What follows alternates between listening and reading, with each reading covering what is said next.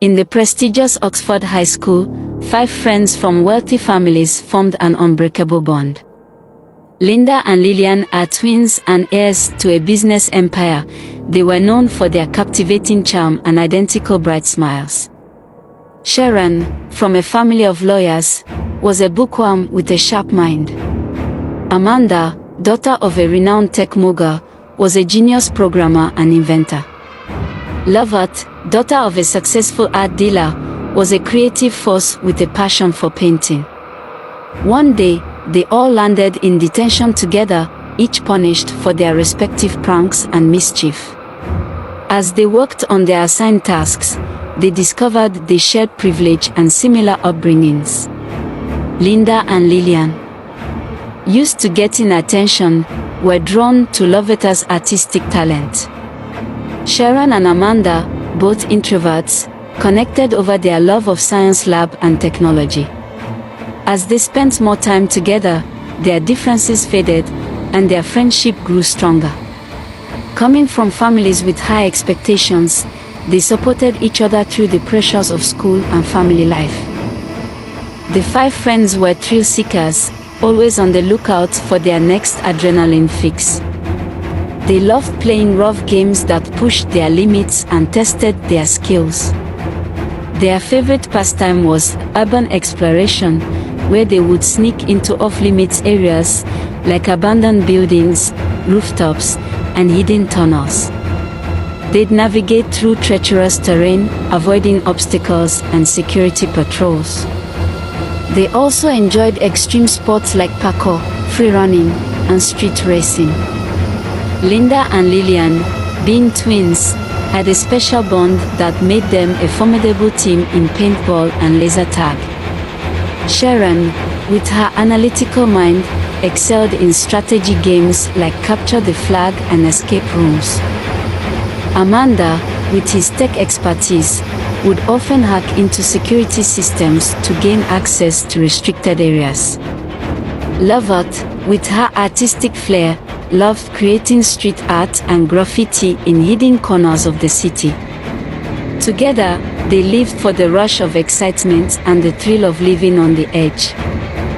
The next day, the 5 friends gathered in the school cafeteria, chatting and laughing over their lunch.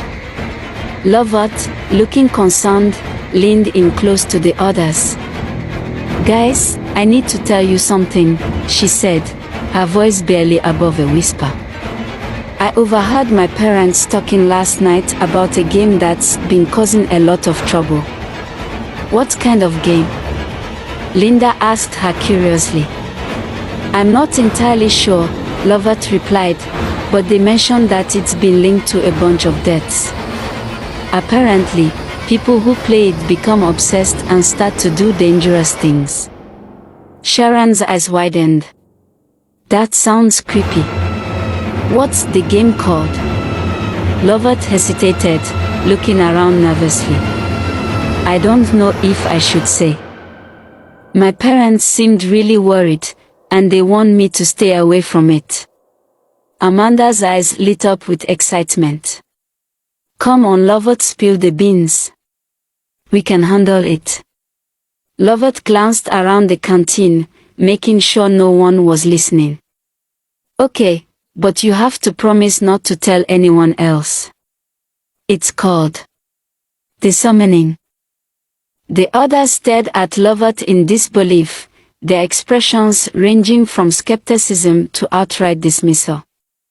"No way, Lovett, you're just making that up," Linda said, chuckling. "Yeah, right, a game that's killing people."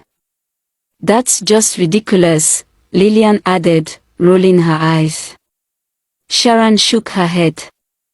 "Lovett, you're always coming up with wild stories. This one's just too far-fetched."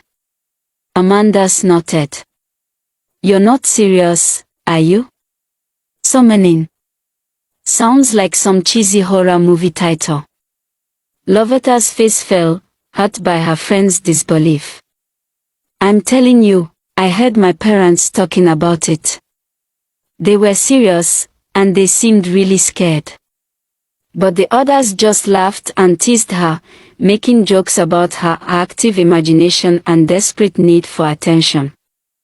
Lovett's protests were met with more doubts, and soon the conversation moved on to other topics, leaving her feeling frustrated and isolated.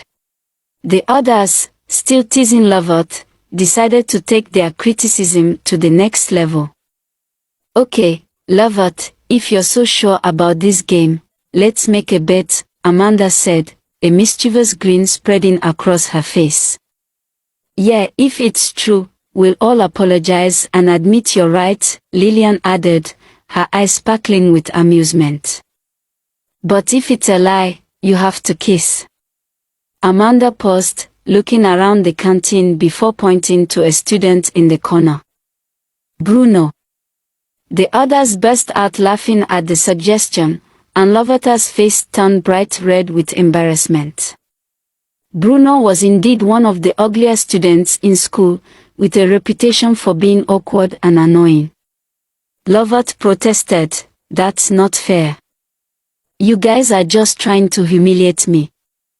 But the others were relentless, egging her on to accept the bet. Lovett, feeling trapped and desperate to prove her point, finally agreed. "Fine, I accept your stupid bet. But if I'm right, you guys have to apologize and admit you were wrong." The others cheered and high-fived each other, boldly confident that Lovett would lose the bet. In the hours of darkness, Lovett couldn't shake off the feeling of disgust and embarrassment as she thought about kissing Bruno. The idea of kissing him was unbearable. Her mind was racing with thoughts of the bet and the humiliation she would face the next day. She decided to take matters into her own hands and do some research on the game that had started it all. She pulled out her laptop and began to browse, searching for any information she could find about the summoning game. As she scrolled through websites and forums, she started to realize that there was more to the game than she had initially thought. Players were sharing their experiences, talking about strange occurrences and unexplained events that had happened after playing the game. Some even claimed to have seen shadowy figures lurking in the corners of their rooms. Lovetta's heart raced as she read through the post. As the night wore on, Lovett became more and more engrossed in her research, determined to uncover the truth behind the game and the mysterious forces that seemed to be at work. Lovett woke up the next morning, feeling triumphant and relieved. She had uncovered the secret of the summoning game and was now confident that she could play it without risking any further humiliation or danger. As she got ready for school, she felt a sense of determination wash over her. The drive to school was filled with anticipation, her mind racing with scenarios and outcomes. She knew her friends would be waiting for her, eager to see her kiss Bruno, but she was prepared. She took a deep breath, her heart pounding with excitement and a hint of nervousness, as she marched into the fray, ready to face whatever the day might bring. As the final bell rang, signaling the end of the school day, the friends gathered in the parking lot, eager to embark on their adventure. They had all bought the necessary items, flashlights, snacks, and foods. They settled into their seats and the excitement was palpable. As they embarked on their quest and journeyed deep into the forest depths. When they finally arrived at the haunted house, the group couldn't help but feel a sense of fear and nervousness. The group hesitated, no one wanting to take the lead, but Lovett, gathered courage, stepped forward, and with that, she pushed open the creaking front door, and they stepped into the unknown.